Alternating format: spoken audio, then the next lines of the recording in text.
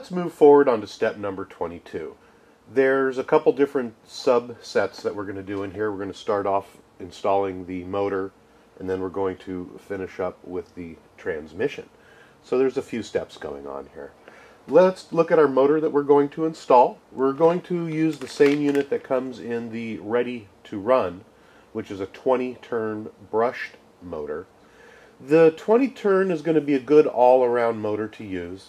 If you really want to do some more heavy-duty crawling, you might want to go to a brushed 35 to, let's say, 55-turn motor.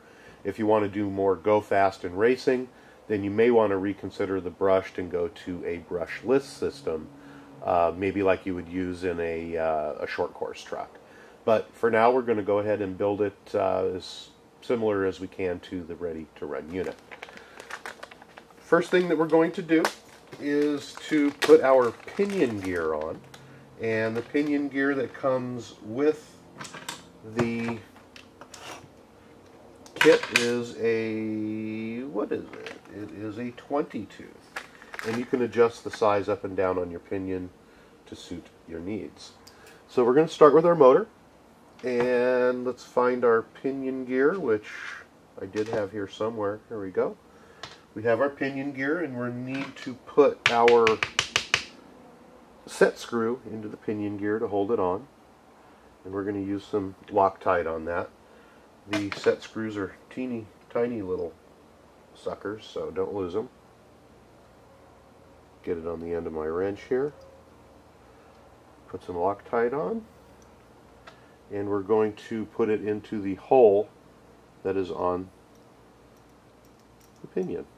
We're just going to put it on, not quite all the way, but just get it in there. Next, we're going to take our motor, and you're going to see that there's a flat spot. If we can get this focused in. I think my camera had too much to drink last night. Come on, focus. Ooh, there we go. You can see there's a flat spot on the shaft. And we're going to align the flat spot up with the set screw. Let's just push it on just until you can feel the shaft pretty much even there. We may adjust that later and tighten this up so it doesn't fall off. We are going to revisit the pinion gear in just a minute, but just put it on there, find the flat spot so that it doesn't fall off. Now we're going to grab our transmission half, and our motor is going to slide in. We're going to hold it in this direction with the slipper gear forward, and the motor is going to slide in from the back. And we're going to align the holes in the motor front plate up. There we go. Whoops, found one on the top there. Maybe we'll spin it around here until we find it, but there we go. You need to match up two holes that you can see in the slots where I'm sliding back and forth, and we're going to put our screws in. For the screws, we're going to use the cap heads, and on the cap heads we're going to put a washer. I'm going to do that on two of them. This is going to be a metal to metal contact, so we're going to use some Loctite on it.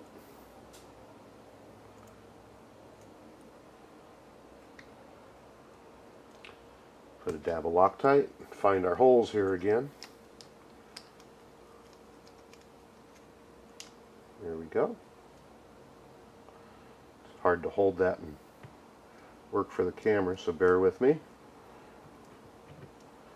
Okay, we're going to put one in there. We're just going to put it in just till it touches, and then actually back it off about 1/8 of a turn so that it still slides. And we're going to put the second one in.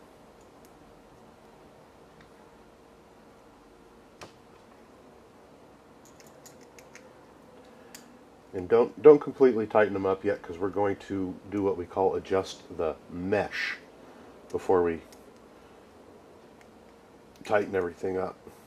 Okay, so now the motor's on. and you can see that it slides back and forth. The first thing that we're going to do is take a look at the height of our gear here, of our pinion to our spur. And that's why we didn't tighten it down yet.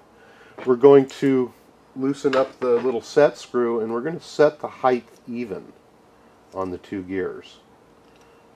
You can loosen up the set screw, press down on it until you see the height is even on the two gears, and we're going to do one even a little better. You can see that the spur gear is actually thicker than the pinion. So we're going to push the pinion gear down until it grabs 100% of the center of that pinion gear. And you'll see what I mean here in just a second. Let me get this tightened back up.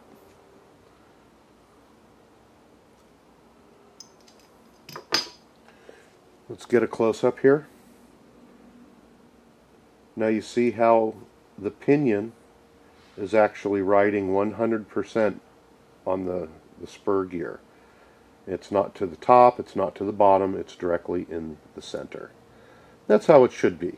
As long as it's flush and it's grabbing the pinion, you're going to be okay. That's just one little extra step you can go to help strengthen it all up. Now, as you can see, the motor slides back and forth. And what we want to do is set the distance in between the two gears. And one of the tricks that we've learned over the years is to grab a piece of plastic that you've used for your parts, and we're going to, somewhere I had one already done. Oh well, we'll make another one. I'm going to take that plastic bag and I'm going to slice it, because it's at this point we have two layers, and I'm just going to slice it with my hobby knife so that we have one layer of plastic. And I'm going to run that up in between the two gears. Simply place it on the top and spin it down through. And then what we're going to do is press the motor in until it rides against the spur gear. And you can go ahead and move this. You can see how the plastic is moving in between. You don't really want to force it together, you just want to push it tightly together and then tighten up your screws on the motor. That's just a really easy way to gauge and make a nice mesh.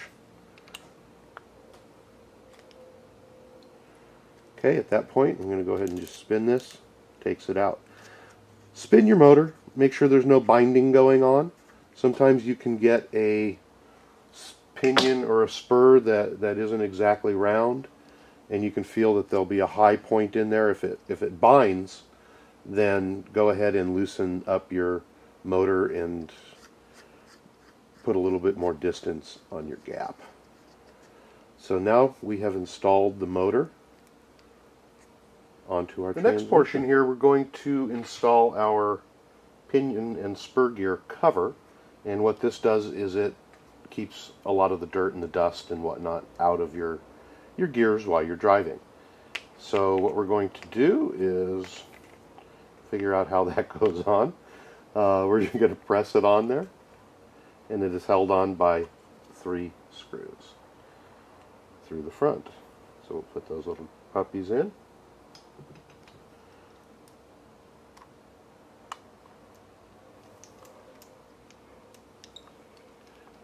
They just screw in. You want to make sure that your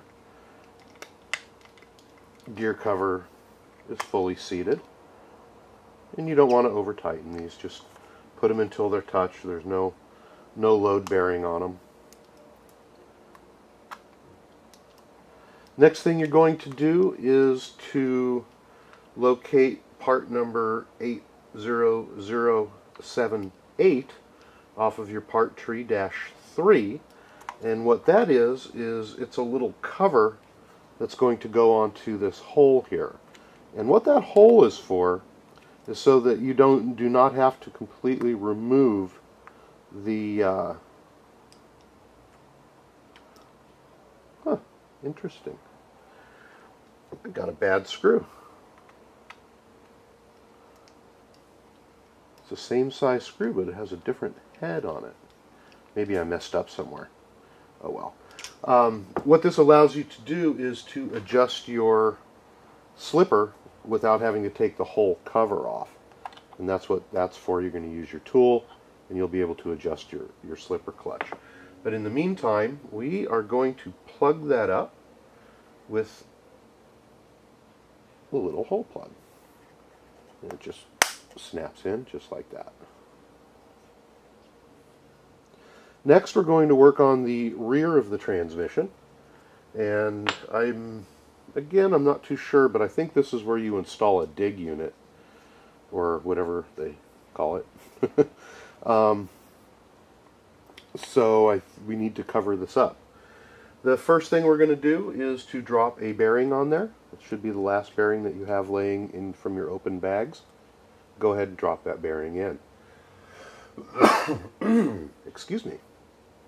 From there, we're going to get part number 80051-1, which is this unit. There's a front and a back. The inside portion looks like this. The outside portion looks like this. So we have the inside and the outside. And this is going to install, we're going to hold our motor and transmission assembly like this. And this unit is going to slide in just like so. You're going to have to work on it, and it presses in and it seats that bearing inside, so push it in until it snaps.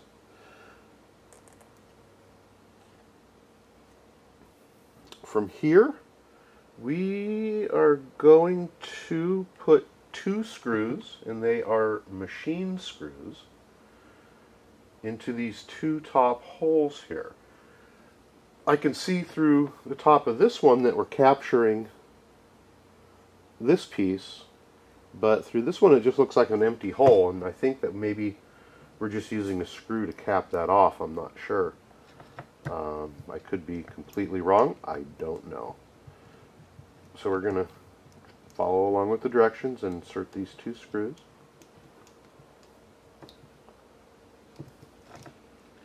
And then on the rear, we're going to grab the last 2 screws that we have laid out, and we're going to put those into the back of this unit.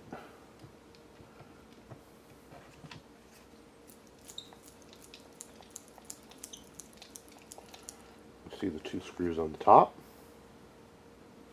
and then the 2 screws on the bottom are going to go here and here.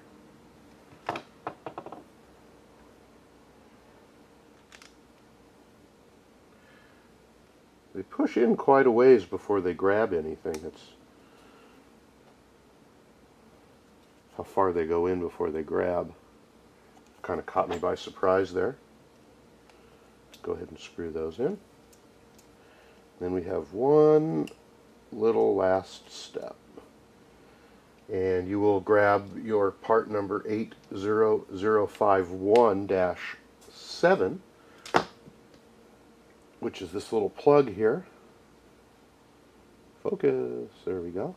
And that plug looks like it goes into the back of this shaft area to keep the bearing clean.